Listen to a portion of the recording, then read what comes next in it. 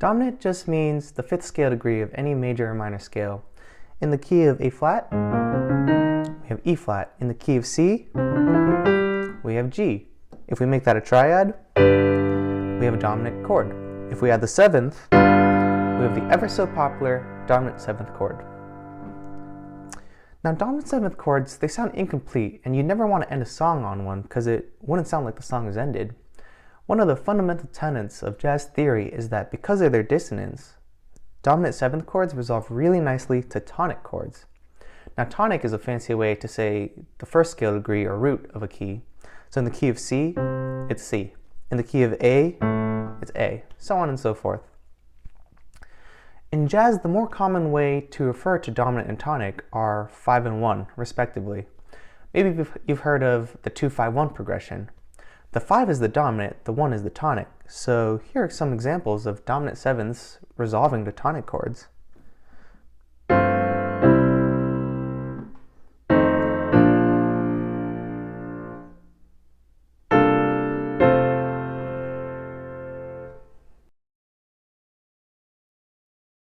The terminology can be a little bit jarring, especially when we start delving into chord extensions. The goal of this lesson is to simplify dominant seventh chords and still obtain those rich extension sounds without needing to know the in-depth theory. So instead of hearing this dominant chord, which is a G9+4, we can visualize it as F/G. This notation is called a slash chord, and it instructs us to play the numerator as a chord in our right hand and the bass, the denominator, as the bass note in our left hand.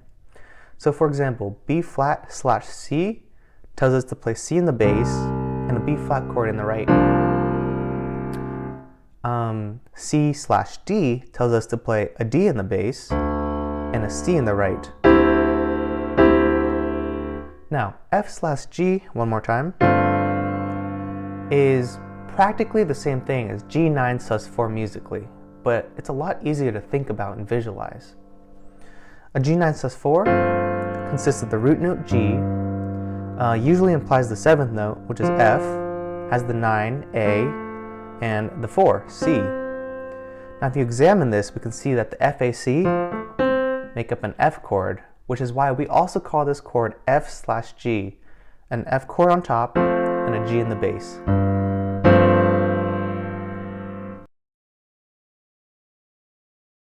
We can find these extended dominant chords in 3 easy steps. First, find the dominant of the key you're playing in. So if we're in the key of C, the dominant is G because it's the 5th note. Now, step 1 says this is your bass note. In step 2, we go down 2 half steps, or 1 whole step, and this is the chord you play. So again, step 1, find the dominant. Step 2, go down 2 half steps, that's the chord. And now step 3, you play that chord in any inversion you want.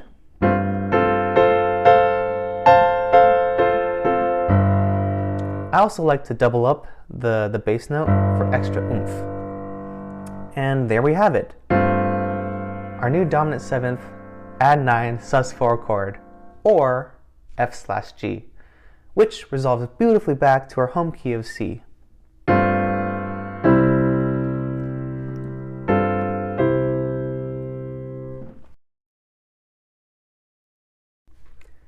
There are a couple of ways we can spice up our dominant chords.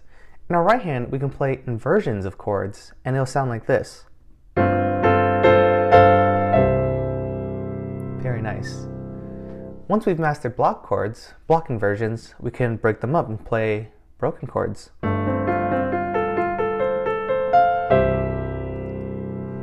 can go up, we can even go down.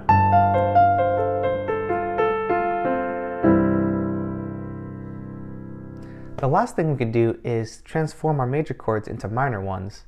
In the key of C, this new chord would be called G♯9 sus4, or in simpler terms, F minor G. It adds a little bit more tension, so the resolution is a lot nicer. And again, we can do broken chords.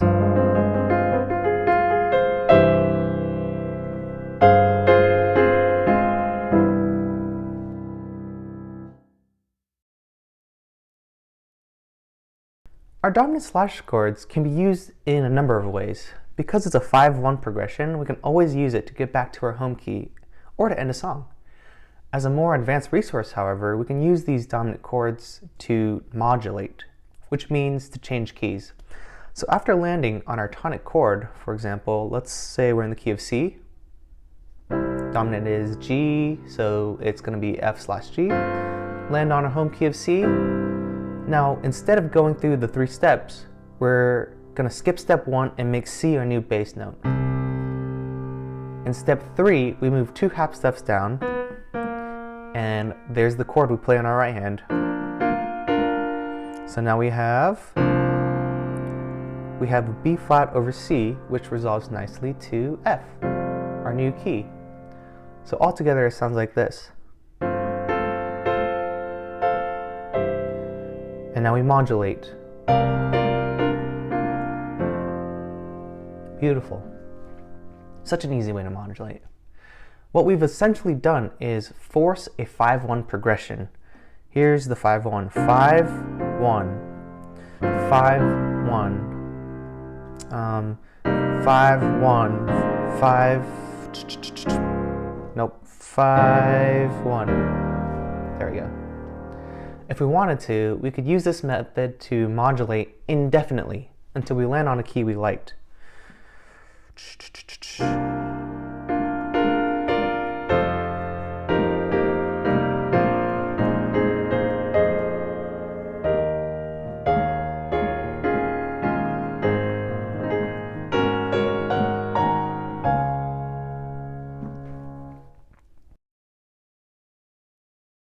Self-teaching yourself jazz can be a really daunting experience. Trust me, I know.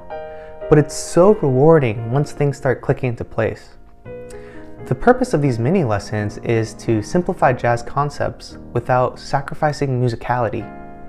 By revisualizing extended dominant chords as simple slash chords, we can achieve the same jazzy sounds without being overwhelmed by the jazz jargon. And as always, I'll leave the reference and practice PDFs in the description below for you to print and practice too. Keep on learning, keep on growing, and keep on creating. As always, thank you for watching.